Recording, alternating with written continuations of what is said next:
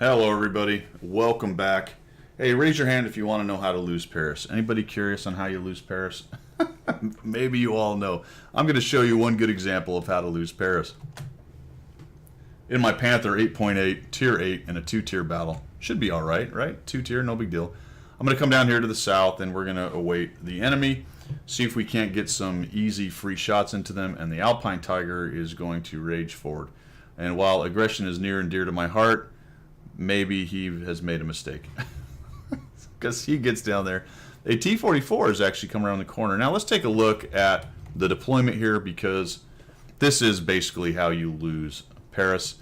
Obviously it depends, because the enemy has a vote, on how they deploy. If the enemy deploys as poorly as you do, then maybe you have a chance. For example, if they were going to drive up the E line right into the face of the camping T-54 Object 704 and whatever that heavy is there, with the T-44 supporting them in a bush back at Cap, then we have a really good chance of winning this map. However, if they bring a whole SCAD, that's my new word, a lot of their forces down to the south, and we face them with the 3 that we have here, with the 34 and the T-10 sitting back behind a building, then we probably are going to have a problem.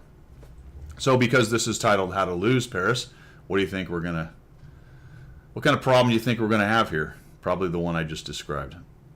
Now our Type 4 heads down, and he's going to go down there and take his considerable armor and hit points and derp and see what he can do. And then I'm going to get spotted, and that's a problem, because when they do tuck up underneath there, you can no longer side scrape out of here unaware, or unknown, I guess.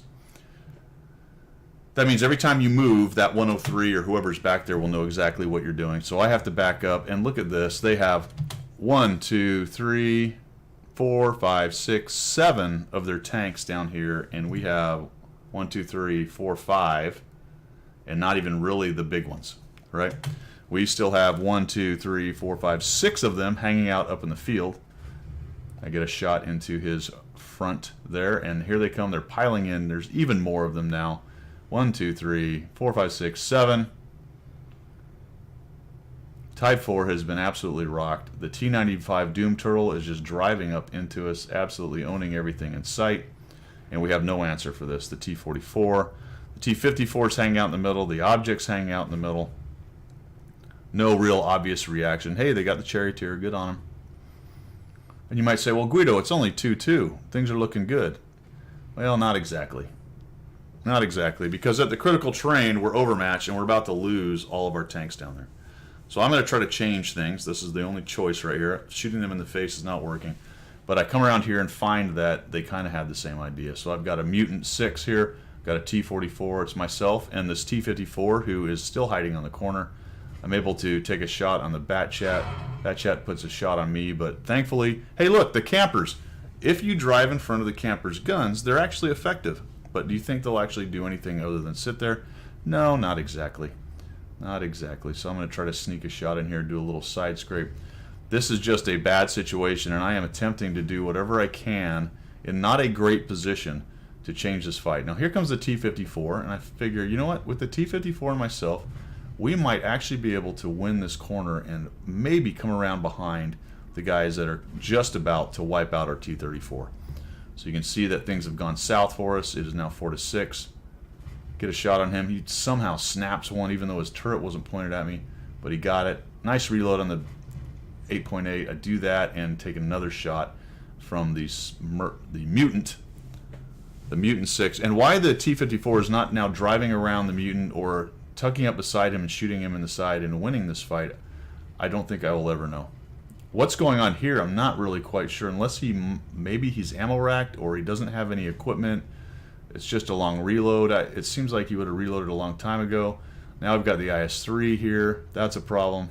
Try to put a shot into him, and the T-54 abandons trying to shoot somebody in the rear and decides to go after the front, which he does get a kill off of it, and I can't quite figure out what exactly his plan was here. I got a Mod 1 and I'm ammo rack, so my timing is off on exactly when I can shoot, and I don't have any good choices here. I'm going to try to tuck up here best I can, but I've got my rear end sticking out for both these guys.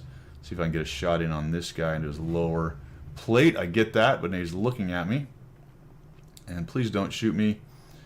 Don't shoot me. And I'm just over angled. He's going to aim in. He's actually getting a better angle as he moves back, and boom. Doesn't matter because there's actually a Sturv 103-0 who's driven up behind me, which was the obvious problem with the position that I was in. No real good answers right there. This becomes a lot closer than I would have thought.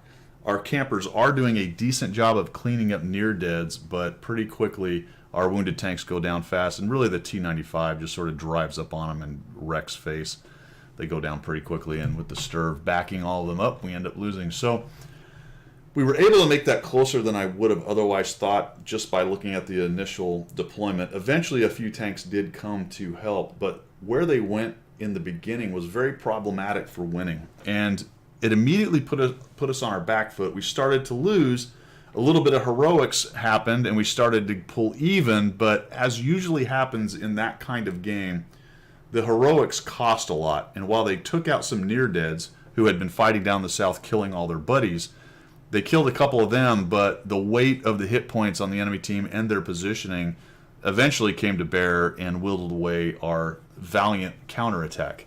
So I'd rather have a good initial defense or attack than a valiant counterattack any day, because that usually gets you closer to winning the game. So if you want to know how to lose Paris, a good example is don't take your best tanks down to the south. Have them essentially deploy in every random location they can and wait for the enemy to walk in front of their guns. And that, while an enemy or two will eventually walk in front of their guns, the question is how many of your friends are still alive? And usually the answer is not many. Thanks for tuning in. I appreciate it. Thanks for the support of the channel. Keep on subscribing. If you haven't subscribed, go ahead and do so. Tell your friends. Tell your parents. Get anyone. Have them subscribe. We'll see you.